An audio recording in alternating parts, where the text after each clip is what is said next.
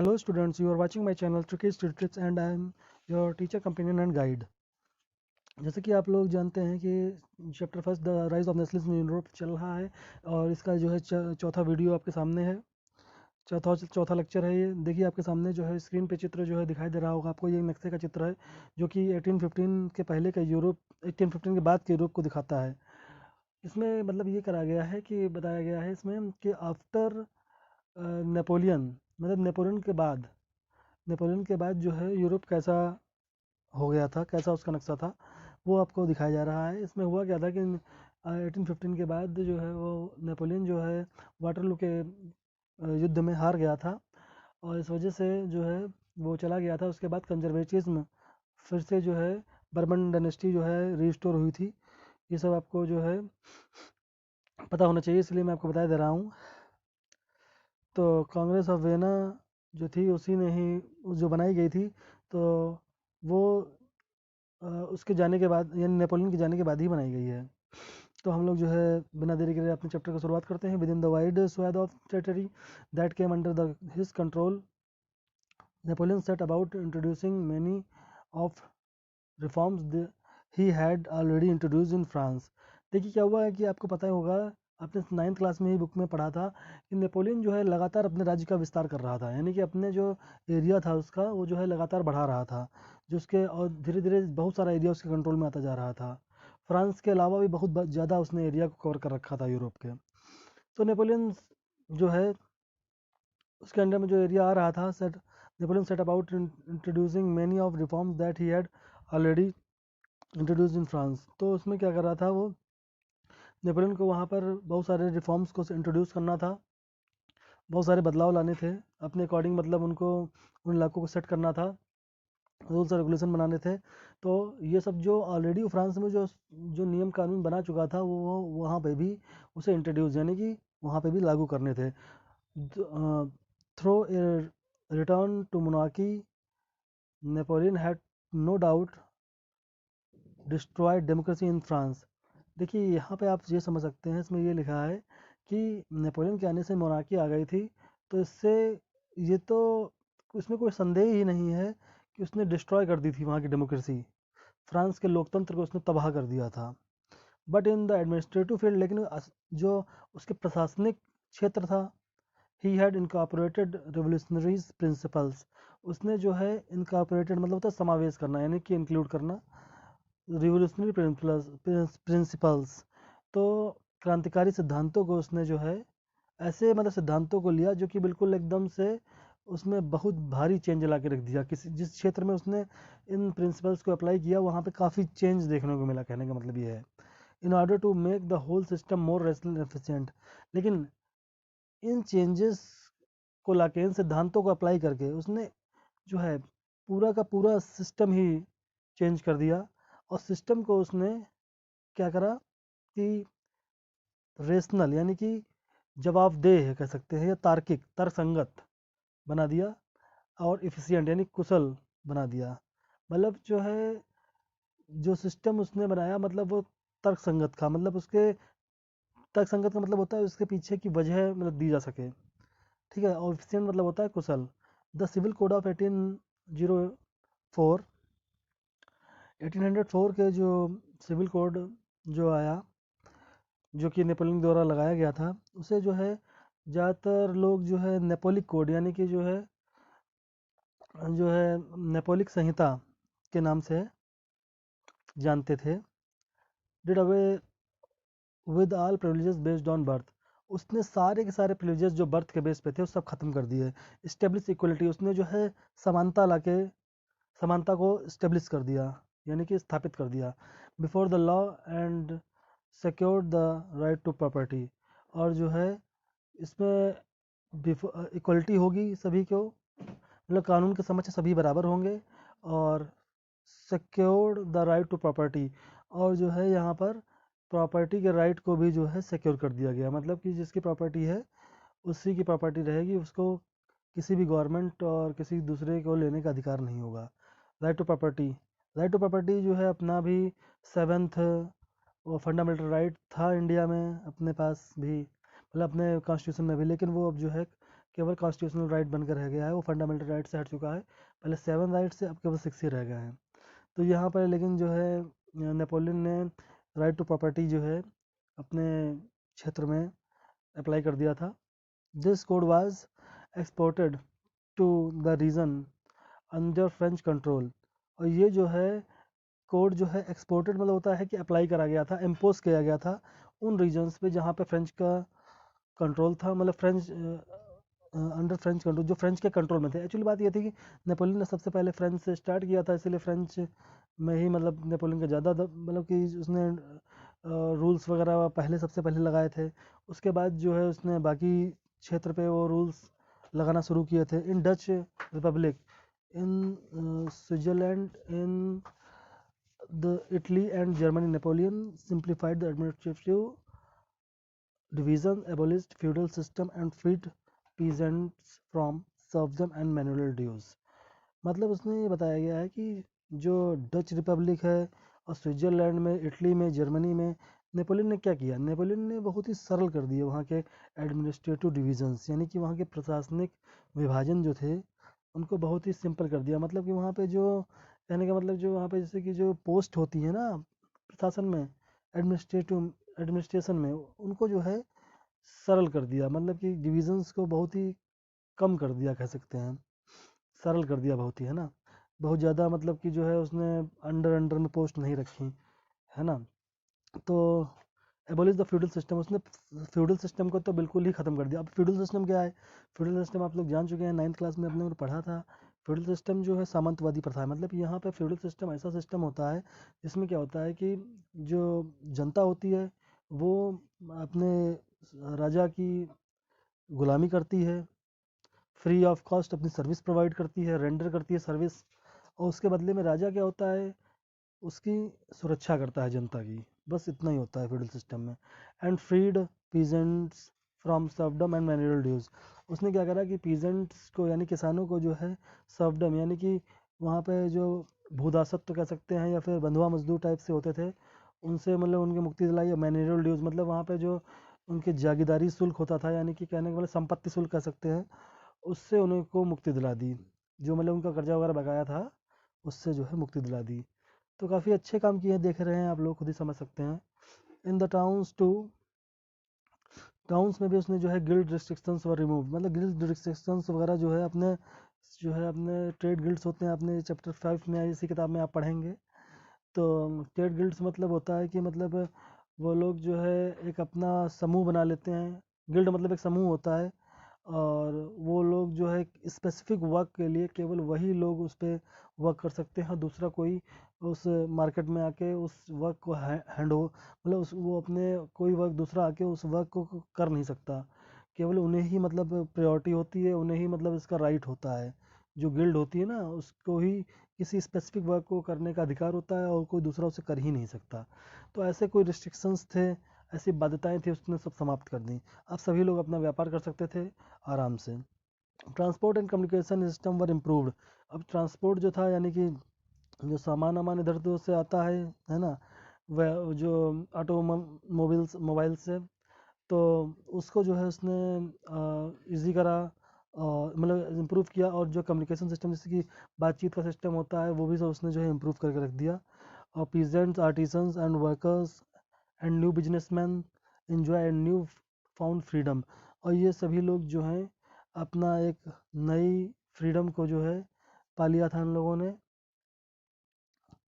अब देखिए जो है एक चित्र आया हुआ है यहाँ पर, the planting of tree liberty in Germany.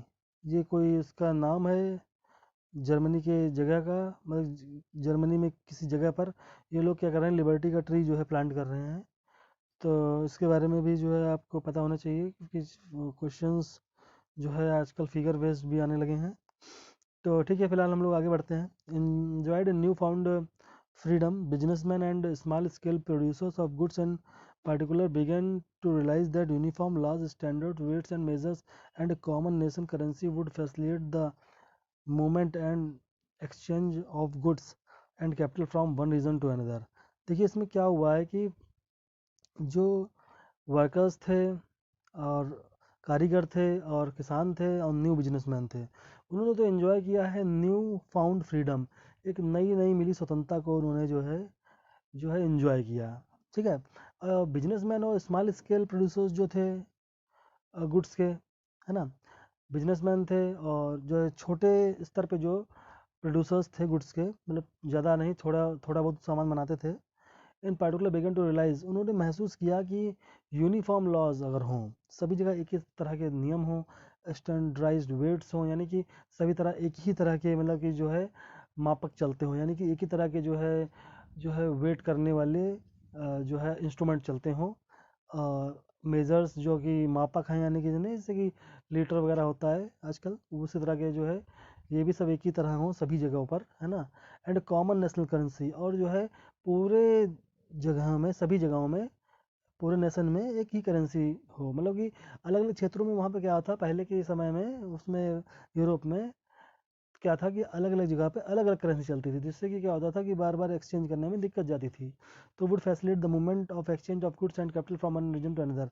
अब ये जो है आप समझ सकते हैं यहाँ पर कि इसमें बताया गया है कि अगर सभी जगह एक ही करेंसी चलेगी तो आराम से लोग एक जगह से दूसरी जगह जा सकेंगे, और वहाँ पे गुड्स और जो है आपका और भी चीज़ें जो हैं फैसिलिटीज़ और सर्विसेज, उसका एक्सचेंज आराम से हो सकेगा, है ना।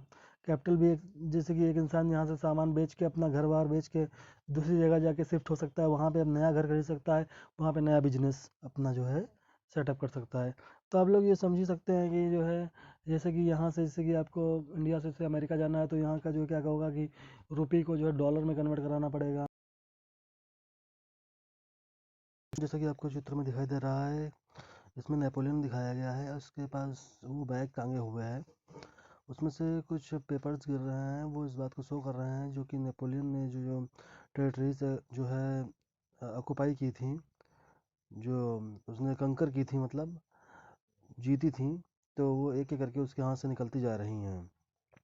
तो ये चित्र आप देख लीजिए, ये चित्र आपका जो है हो सकता है बोर्ड एग्जाम में आपका पूछा जाए इस पर क्वेश्चन। चित्र बेस्ड क्वेश्चन आजकल फिगर बेस्ड क्वेश्चन आने लगे हैं। However, in the areas conquered, the reaction of the local population to French rule were mixed. हालांकि जो एरिया कंकर किए गए थे उसके दौरान, यानी जीते गए थे, तो रिएक्शन जो था वहाँ की जो है क्षेत्रीय जनता का, यानी लोकल पॉपुलेशन का, टू फ्रेंच रूल के प्रति वर मिक्स्ड, वो मिला जुला था। कुछ लोग मतलब अच्छा मानते थे, कुछ लोग खराब मानते थे, यानी कि मिक्स्ड मतलब मिला जुला। Initially in the many places such as Holland and Switzerland, शुरुआती समय में हॉलैंड और Switzerland as well as certain cities, और ये हॉलैंड था, स्विट्जरलैंड था, ये देश थे, और as well as certain cities, और इसके साथ साथ कुछ सिटीज़ में जैसे कि Brussels, Mainz, Milan, Warsaw, the French armies were welcomed as harbingers of liberty. French armies को जो है हार्बिंगर्स मतलब होता है कि लाने वाला, लिबर्टी को लाने वाला माना गया, की तरह उसका स्वागत किया गया, मतलब welcomed as harbingers of liberty, यानी स्वतंत्रता के अग्रदूत के रूप में उनका स्वागत किया गया। But the initial enthusiasm soon turn into hostility, लेकिन ये शुरू शुरू का जो उत्साह था, इंथुजियाज्म मतलब होता है उत्साह, वो जल्दी ही जो है हॉस्टिलिटी मतलब शत्रुता में कन्वर्ट हो गया। As it became clear the new administrative arrangement did not go hand in hand with political freedom. तो ये जो है क्लियर हो गया था कि जो एडमिनिस्ट्रेटिव जो व्यवस्था की गई थी, अरेंजमेंट्स किए गए थे, प्रशासनिक व्यवस्था, did not go hand in hand, वो जो है उसके अनुरूप नहीं चल रहे थे, उसके हिसाब से नहीं चल रहे थे पॉलिटिकल फ्रीडम के हिसाब से। मतलब कहने का मतलब पॉलिटिकल फ्रीडम जो है काफ़ी कम दी गई थी उन्हें। वो जैसे कि उनको बहुत सारी प्रॉब्लम्स का फेस करना पड़ा था, जैसे कि increased taxation, censorship, forced conscription into French armies required to conquer the rest of Europe. तो इसमें क्या हुआ था कि नेपोलियन के समय में टैक्स को बहुत इंक्रीज कर दिया गया था, सेंसरशिप लगा दी गई है। सेंसरशिप मतलब होता है जैसे कि न्यूज़पेपर में न्यूज़ जो है मोनार्क के खिलाफ कुछ छाप नहीं सकते, है ना। फोर्स्ड कॉन्स्क्रिप्शन मतलब कि बहुत ज़बरदस्ती उसमें जो है भर्तियां कराई गई फ्रेंच आर्मीज में, है ना, क्योंकि वो जो है बहुत ही ज़्यादा एम्बिशियस था। मतलब कि जो नेपोलियन था बहुत ज़्यादा एम्बिशियस था, क्योंकि वो ज़्यादा यूरोप के बाकी हिस्सों को बहुत ज़्यादा जल्दी से जल्दी कवर करना चाहता था, इसीलिए वो जो है जल्दी ज़्यादातर लोगों को जो कि वहाँ पर उसके राज्य में थे उनको जो है ज़बरदस्ती फोर्स में डाल देता था, ज़बरदस्ती सेना में भर्ती करवा देता था। All seem to outweigh the advantage of administrative changes. ये जो उसने सारे जो अरेंजमेंट जो एडमिनिस्ट्रेटिव अरेंजमेंट किए थे, उन सब चीज़ों को, इन सब चीज़ों ने, यानी कि बढ़े हुए टैक्सेशन ने, सेंसरशिप ने और जबरन भर्ती ने इन उस अच्छे कामों को आउटवे कर दिया, यानी कि सब जो है कम कर दिया उनको। And the advantage of administrative changes, हाँ वही एडमिनिस्ट्रेटिव चेंजेस जो किए थे उसने, वो जो है अब कम दिखने लगे इन सब प्रॉब्लम्स के आगे। स्टूडेंट, पार्ट फर्स्ट के इस चैप्टर के पार्ट फर्स्ट के जो है हार्ड वर्ड्स और उनकी मीनिंग्स जो है आपके सामने हैं, और ये चैप्टर जो है वीडियो नंबर 4 चल रहा है। तो हम लोग जो है अभी इस पार्ट फर्स्ट में आए हुए सबसे जो हार्ड वर्ड्स जो हैं उनका जो है हिंदी मीनिंग जो है जानेंगे। चलिए मैं आपको पढ़ के बता दे रहा हूँ, और आप लोग जो है इसका स्क्रीनशॉट भी ले लीजिए। एक्सप्रेशन, अभिव्यक्ति। फुल फ्लेज्ड, विशाल या विस्तृत। एब्सोल्यूट मतलब निरंकुश। मोनार्क मतलब तानाशाह। तानाशाह मतलब जैसे कि हिटलर वगैरह था, उस तरह के लोग तानाशाह होते हैं, जो अपनी मनमानी करते हैं, आर्बिट्रेरी रूल चलाते हैं। सॉवरेंटी मतलब प्रभुसत्ता, यानी कि स्वयं का शासन, यानी कि जहाँ पर उसी देश की जनता वहाँ की गवर्नमेंट में भी चुन के जाए। कॉन्स्टिट्यूट मतलब होता है बनाना या गठित करना। डेस्टिनी मतलब होता है भाग्य। और आगे मेजर्स मतलब जो है वैसे तो अलग होता है इसका मीनिंग, लेकिन यहाँ पर इसका जो है कदम है। मेजर्स मतलब होता है मापना, है ना, लेकिन यहाँ पे इसका मतलब जो है कदम है, कदम उठाना मतलब। और कलेक्टिव मतलब होता है सामूहिक। आइडेंटिटी मतलब होता है पहचान। फॉर्मल मतलब होता है पहले का। रॉयल स्टैंडर्ड मतलब होता है राजध्वज, राष्ट्रध्वज नहीं, राजध्वज। हाइम्स मतलब होता है भजन, गाने, ठीक है।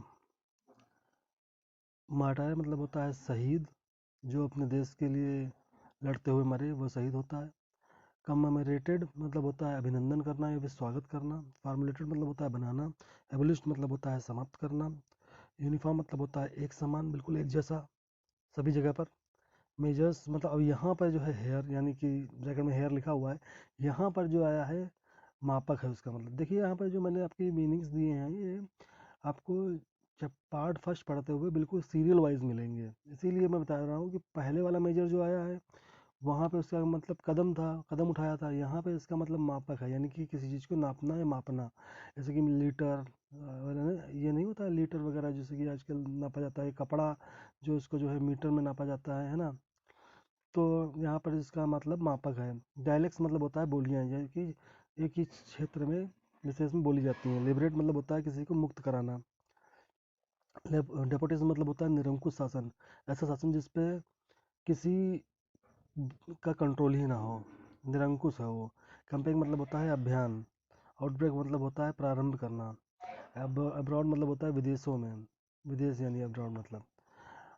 स्वाद, वाइड स्वाद का मतलब होता है विशाल या विस्तृत। इनकॉर्पोरेट मतलब होता है समावेश करना, यानी किसी को इंक्लूड करना, किसी चीज़ को किसी चीज़ में। रैशनल मतलब होता है तर्क संगत, जिसके पीछे कोई वजह दी जा सके। प्रिविलेज मतलब होता है सुविधाएं, फैसिलिटीज़, यानी कि। एक्सपोर्टेड मतलब होता है यहाँ पर इसका मतलब है लागू करना। वैसे एक्सपोर्ट मतलब होता है निर्यात करना, बाहर विदेशों को सामान भेजना, बेचना, लेकिन यहाँ पे है लागू करना। फ्यूडल सिस्टम होता है सामंतवादी प्रथा। मिनरल ड्यूज मतलब होता है संपत्ति शुल्क। कंकर्ड मतलब होता है जीते। मिक्स्ड मतलब होता है, यहाँ पे मिक्स्ड का मतलब है, ऐसे मिक्स मतलब होता है कि मिला हुआ, लेकिन यहाँ पे मिली जुली इस तरह से प्रतिक्रिया आई, यानी कुछ अच्छी प्रतिक्रिया थी, कुछ बुरी प्रतिक्रिया थी, है ना। तो हार्बिंगर्स मतलब होता है अग्रदूत, यानी कि लाने वाले किसी चीज़ को, ठीक है, आगे बढ़ के आने वाले यानी लाने वाले, ठीक है। इंथुजियाज्म मतलब होता है उत्साह। हॉस्टिलिटी मतलब होता है शत्रुता। हैंड इन हैंड का मतलब होता है कि अनुरूप या के हिसाब से। और कॉन्स्क्रिप्शंस का मतलब होता है भर्ती करना, यानी कि एडमिशन करना, है ना, सेना में भर्ती की जा रही थी। आउटवे का मतलब होता है कम करना, यानी कि जो सुधार हुए थे, एडमिनिस्ट्रेटिव चेंजेस, उस उनको जो है टैक्स बढ़े हुए और इन सब चीज़ों ने जो यहाँ पर और भी चीज़ें हुई थी, जैसे कि सेंसरशिप और कॉन्स्क्रिप्शन जो हुए थे, फोर्स कॉन्स्क्रिप्शन, उसमें जो है आउटवे कर दिया था, यानी इसको जो है गलत कामों ने अच्छे कामों को कम कर दिया था। जनता जो है बुरा महसूस कर रही थी। तो ठीक है, यहाँ पे जो है आपको मैंने मीनिंग्स भी दे दिए हैं, और आप लोग इसका स्क्रीनशॉट जो है ले सकते हैं सभी का।